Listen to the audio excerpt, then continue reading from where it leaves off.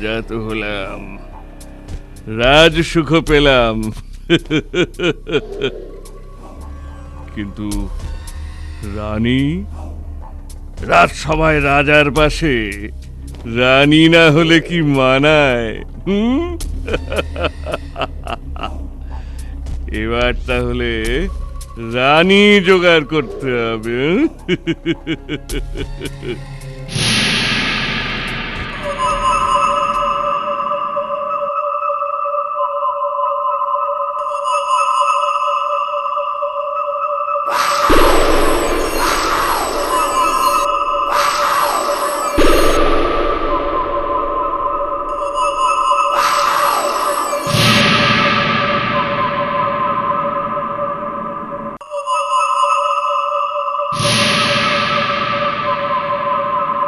দেখো দেখো কথাকলি, কি সুন্দর আকাশ।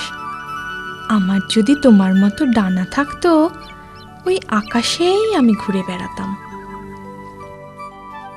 আমি তোমায় পিঠে করে নিয়ে যেতে পারি। কি সুন্দর দেখতে একটা পাখি, দেখো রাজপ্রাসাদের দিকেই উড়ে আসছে। তাই তো। পাখিটা তো আমাদের দিকেই আসছে। যাই, পাখিটাকে ধরি। ধরো না ওকে, ছুঁয়ো না। ফিরে এসো, ফিরে এসো কুসুম কুমারী, ফিরে এসো। তুমি যতই বারণ করো কথাকলি, এই পাখি আমার চাই।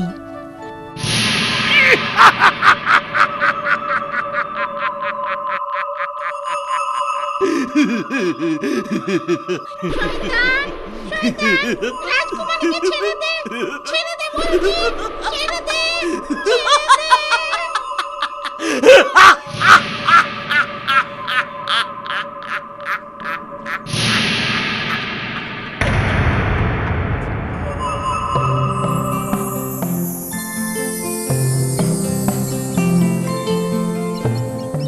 ওই তো একটা নদী দেখা যাচ্ছে, তাই চলো মা।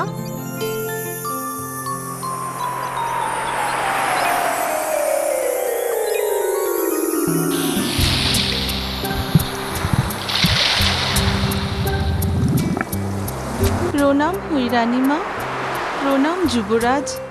আমি মৎস্যকন্যা, আমার নাম রূপা। তুমি আমাদের চিনলে কি করে?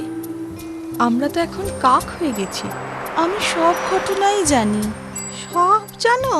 হ্যাঁ অরূপ কুমার, শুধু আমি নয়, তোমাদের দুঃখের কথা বনের পশু, গাছের পাখি আর জলের প্রাণী সবাই জানে। আমাদের এই দুর্ভোগ কি করে কাটবে তা বলতে পারো? কুমার, ওই জলাসুরের অনেক ক্ষমতা ও অনেক জাদু টোনা জানে।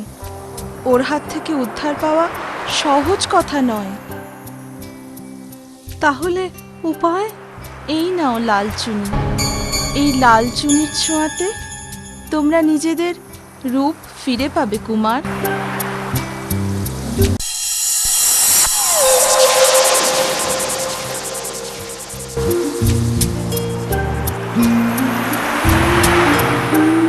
মা দেখো, আমি আবার আগের মতো হয়ে গেছি।